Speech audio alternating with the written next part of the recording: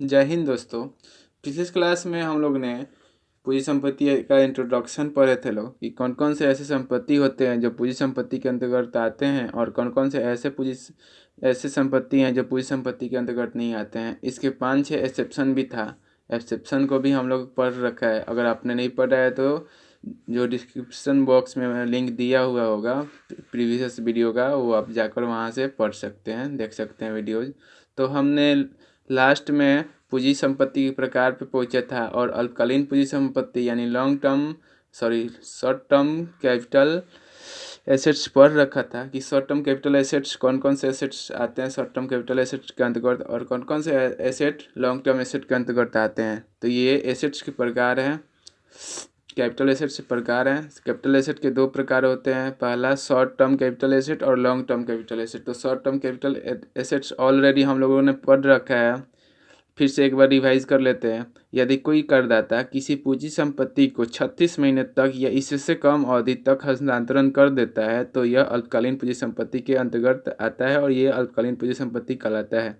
कहने का मतलब है कि यदि करदाता कोई ऐसा संपत्ति खरीदता है जो पूंजी संपत्ति कहलाता है और वो पूंजी संपत्ति को उसने 36 महीना से पहले ही या 36 महीना तक से पहले उसका हस्तांतरण कर देता है, यानी वो विक्रय कर देता है, तो वह पूंजी संपत्ति अल्पकालीन पूंजी संपत्ति यानी शॉर्ट टर्म कैपिटल एसेट्स कहलाएंगे। और 36 महीने के बाद अगर उसका हस्तांतरण करता है तो वो लॉन्ग टर्म कैपिटल एसेट के अंतर्गत आएंगे। शॉर्ट टर्म कैपिटल एसेट का मतलब है कि 36 महीने के अंदर ही 36 महीने तक या उससे पहले ही उस संपत्ति का विक्रय करदाता द्वारा कर दिया गया हो तो वो शॉर्ट टर्म कैपिटल एसेट्स कहलाएंगे।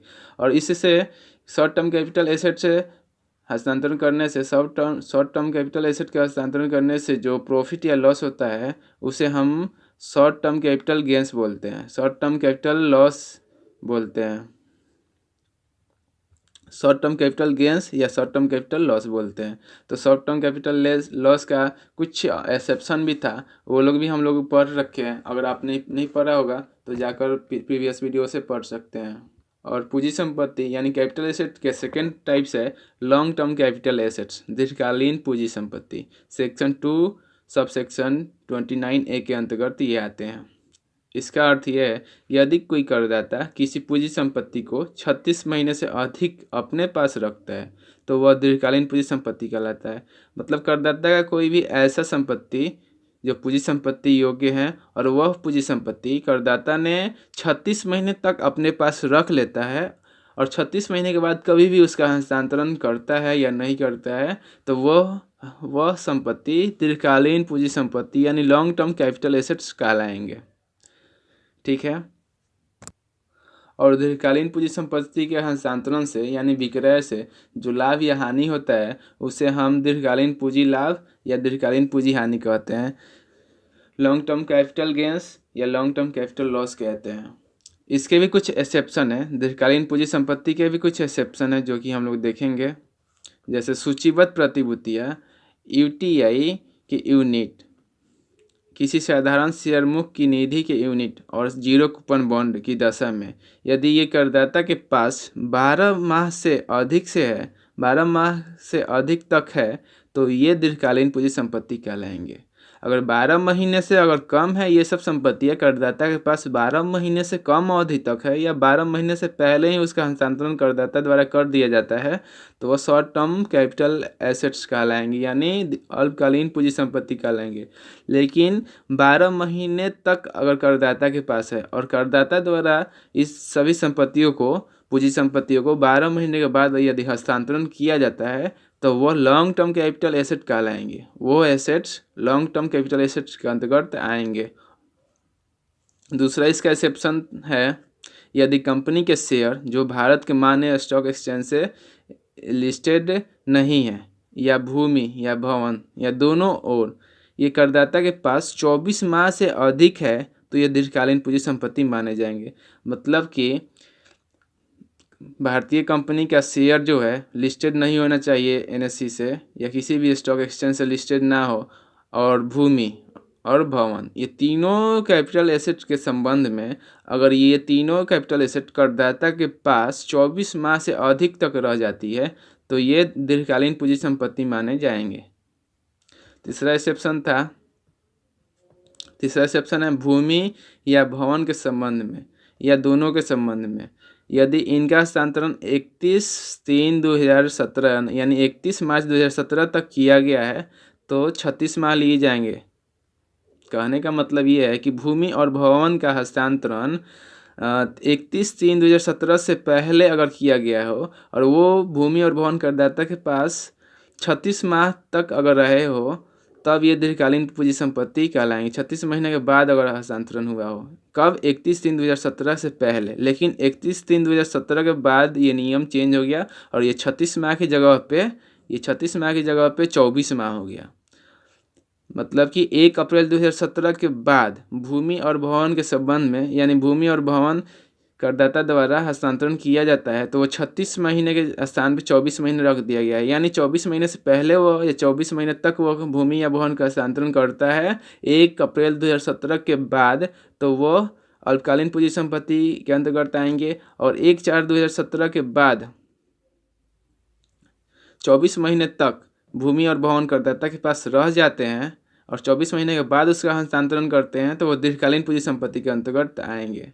मतलब ये जो अमेंडमेंट हुआ है ना, ये अमेंडमेंट के बारे में कह रहा है। 31/3/2017 से पहले भूमि और भवन किसी करदाता के पास ये निर्धारित करना है कि वो शॉर्ट टर्म कैपिटल एसेट्स है या लॉन्ग टर्म कैपिटल एसेट्स है, तो उसके लिए हम 36 माह लेंगे। 36 माह से पहले अगर इसका हस्तांतरण हुआ हो तो वो शॉर्ट टर्म कैपिटल एसेट्स आएगा और 36 माह के बाद भूमि और भवन का हस्तांतरण हुआ हो तो वो लॉन्ग टर्म कैपिटल एसेट्स आएगा। लेकिन 1/4/2017 के बाद भूमि और भवन का हस्तांतरण अगर 24 माह या इससे पहले कर लिया जाता है तो तभी वो शॉर्ट टर्म कैपिटल एसेट्स माने जाएंगे। और 24 माह के बाद यानी 24 माह करदाता के पास भूमि और भवन रह जाता है और 24 माह के बाद करदाता ने अपने पूंजी संपत्ति भूमि या भवन का हस्तांतरण करता है 1/4/2017 के बाद तो वह दीर्घकालीन पूंजी संपत्ति माने जाएंगे। मतलब समझ में आ गया होगा आप सभी को। कैपिटल गेन्स का ये तीसरा एलिमेंट है संपत्ति का हस्तांतरण। संपत्ति के हस्तांतरण का क्या आशय है? सामान्य तौर पर संपत्ति के हस्तांतरण से के अर्थ स्वामित्व परिवर्तन अथवा विक्रय करने से है। यदि किसी करदाता द्वारा संपत्ति का हस्तांतरण किया जा रहा है तो हस्तांतरण वहाँ पे हस्तांतरण का ये अर्थ है हुआ कि स्वामी उस संपत्ति का ऑनरशिप का हस्तांतरण किया जा रहा है। यानी ऑनरशिप का हस्तांतरण करने का मतलब ये हुआ कि उस संपत्ति का विक्रय किया जा रहा है। तो अगर आपको कहीं भी संपत्ति का हस्तांतरण अगर मिल जाए किसी भी क्वेश्चन में तो आप समझिएगा कि संपत्ति का हस्तांतरण मतलब संपत्ति के हस्तांतरण के साथ साथ इसका स्वामित्व का भी हस्तांतरण किया जा रहा है, यानी करदाता द्वारा इसका विक्रय किया जा रहा है। तो आप समझ गए होंगे संपत्ति का हस्तांतरण का क्या मतलब होता है। हस्तांतरण का मतलब होता है ऑनरशिप का हस्तांतरण या विक्रय, संपत्ति का विक्रय करना। विक्रय करेंगे तो ऑनरशिप का हस्तांतरण तो करना ही पड़ेगा। इसके बाद है प्राप्त करने की लागत। संपत्ति का प्राप्त करने का क्या लागत हो सकती है उसके बारे में दिया हुआ है। कॉस्ट ऑफ एक्विजिशन, प्राप्त करने की लागत। किसी संपत्ति को प्राप्त करने की लागत वह लागत होती है जितने में करदाता ने उस संपत्ति का क्रय किया हो या बनवाया हो। यदि संपत्ति क्रय करने में या बनवाने में कोई पूंजीगत व्यय हुई है तो उससे भी हम प्राप्त करने की लागत में जोड़ देते हैं। यदि करदाता द्वारा संपत्ति को क्रय करने में या बनवाने में किसी भी प्रकार का खर्च हुए हैं, पूंजीगत खर्च हुए हैं, तो उसे हम पूंजी के प्रकृति के रहने चाहिए वो खर्च, तो उसे हम प्राप्त करने की लागत में जोड़ देते हैं। जैसे करदाता ने कोई मकान क्रय किया 5 लाख में, तो क्रय करने पे जो पूंजीगत व्यय है वो 50,000 रुपया आया, तो उस मकान की लागत करदाता द्वारा 5,50,000 हो जाएगा। यहाँ भी एग्जाम्पल दिया हुआ है, मकान क्रय करते समय रजिस्ट्रेशन फी, ब्रोकरेज फी का भुगतान पूंजी व्यय है। अतः मकान प्राप्त करने की लागत ज्ञात करते समय इसे मकान के क्रय मूल्य में जोड़ दिया जाता है। यदि करदाता द्वारा कोई मकान खरीदा गया है तो मकान खरीदने समय रजिस्ट्रेशन फी भी लगता है करदाता को, और जिस ब्रोकरेज के माध्यम से करदाता द्वारा मकान खरीदा जाता है तो उस ब्रोकरेज को भी कुछ न कुछ भुगतान पूंजीगत व्यय किए जाते हैं, उससे भुगतान किया जाता है। तो ये पूंजीगत व्यय हैं, तो इस पूंजीगत व्यय को मकान प्राप्त करने की लागत में करदाता द्वारा ऐड कर दिया जाता है। उसके बाद है अनुमानित राशि को प्राप्त करने की लागत। अनुमानित राशि को प्राप्त करने की लागत कुछ ऐसी विशेष परिस्थितियां हैं जिनमें करदाता ना तो संपत्ति को क्रय करता है और ना ही उसे बनवाता है, किंतु उससे वह प्राप्त हो जाता है। कुछ ऐसी परिस्थितियां हैं जिनमें करदाता ना तो मकान बनवाता है और ना ही क्रय करता है, परंतु फिर भी उसे वह संपत्ति का स्वामित्व प्राप्त कर लेता है। लेकिन ऐसी दशा में करदाता के लिए संपत्ति प्राप्त करने की लागत अनुमानित आधार पर ज्ञात किए जाते हैं। इस संबंध में कुछ नियम भी हैं। जैसे पहला नियम है पूर्व स्वामी की लागत को प्राप्त करने की लागत मानना।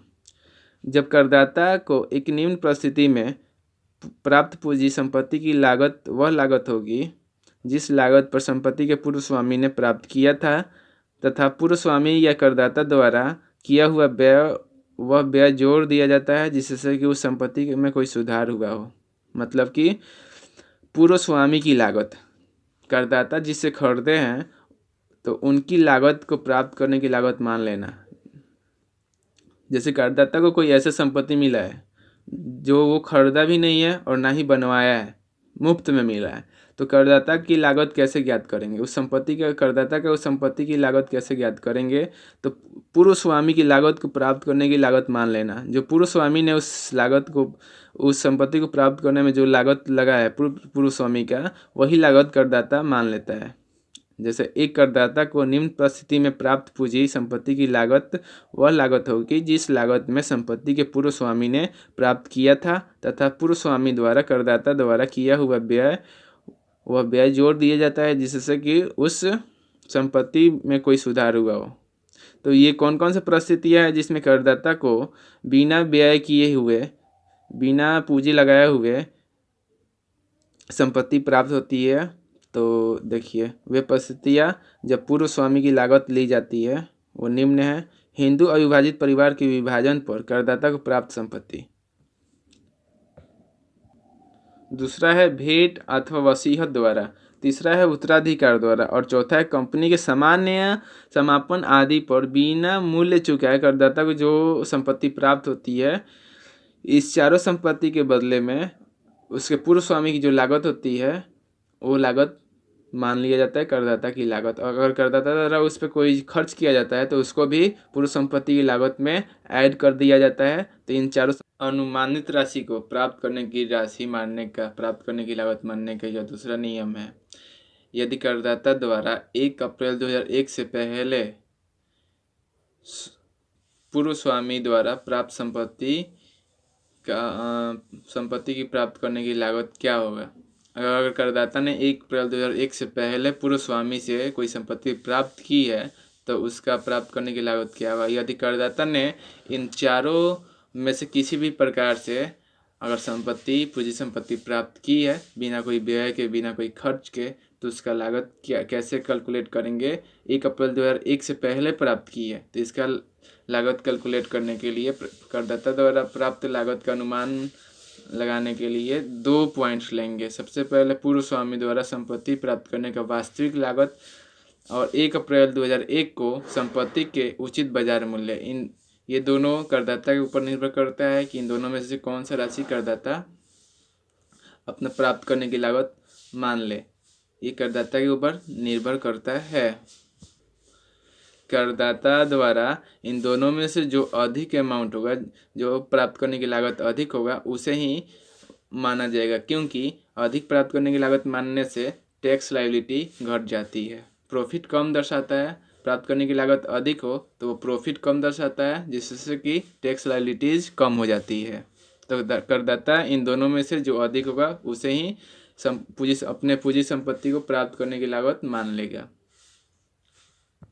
ये कंडीशन, ये 2 ऑप्शन यदि करदाता द्वारा 1 अप्रैल 2001 से पहले अगर कोई संपत्ति प्राप्त की गई हो HUF के विभाजन के द्वारा या भेंट अथवा वसीयत द्वारा, उत्तराधिकार द्वारा या कंपनी के समापन के बिना मूल्य चुकाए करदाता को प्राप्त संपत्ति, इन चारों में से किसी भी प्रकार को करदाता को संपत्ति प्राप्त होती है तो उसकी लागत हम इन दोनों में से कोई एक के करदाता द्वारा मान लिया जाता है। इन दोनों में से कोई अधिक हो, जिसका अमाउंट प्राप्त करने की लागत अधिक हो, वो करदाता द्वारा अपने पूंजी संपत्ति को प्राप्त करने की लागत मान लिया जाता है। 1 अप्रैल 2001 से पहले अगर ऐसा कोई संपत्ति करदाता प्राप्त किया हो उसके लिए है ये।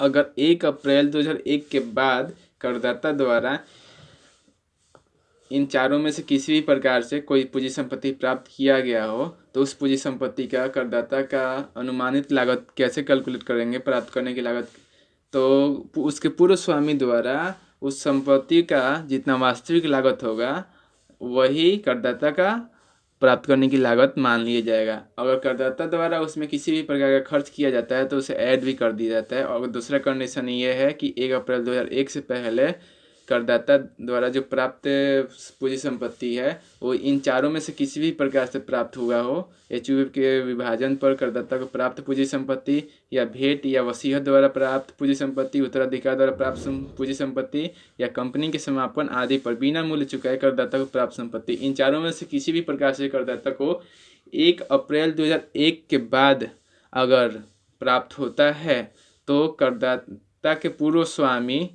उस पूंजी संपत्ति के पूर्व स्वामी द्वारा जो वास्तविक लागत होगा वही वास्तविक लागत मान लिया जाएगा करदाता को प्राप्त करने की लागत। अगर करदाता द्वारा उस पर किसी भी प्रकार का खर्च किया जा रहा है तो उसे भी ऐड कर देंगे प्राप्त करने की लागत में।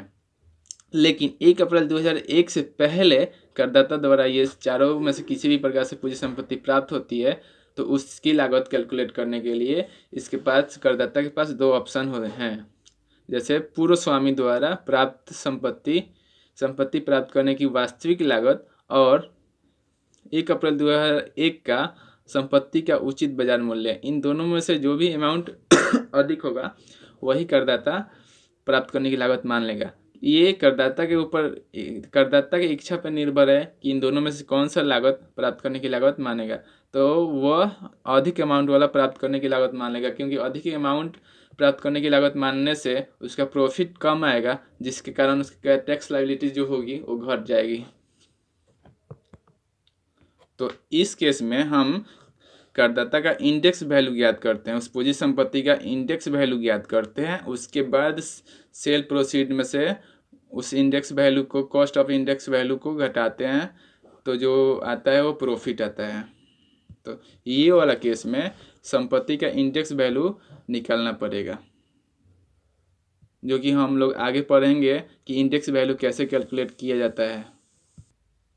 प्राप्त करने की लागत का ये 63 पॉइंट है। 1 अप्रैल 2001 से पूर्व संपत्ति प्राप्त करने की दशा में प्राप्त करने की लागत क्या होगा यदि करदाता ने यदि कोई पूंजी संपत्ति करदाता ने 1 अप्रैल 2001 से पूर्व प्राप्त की हो तो करदाता की इच्छा पर प्राप्त करने की लागत निम्न में से जो कोई एक चुनी जा सकती है। मतलब कि 1 अप्रैल 2001 से पहले करदाता ने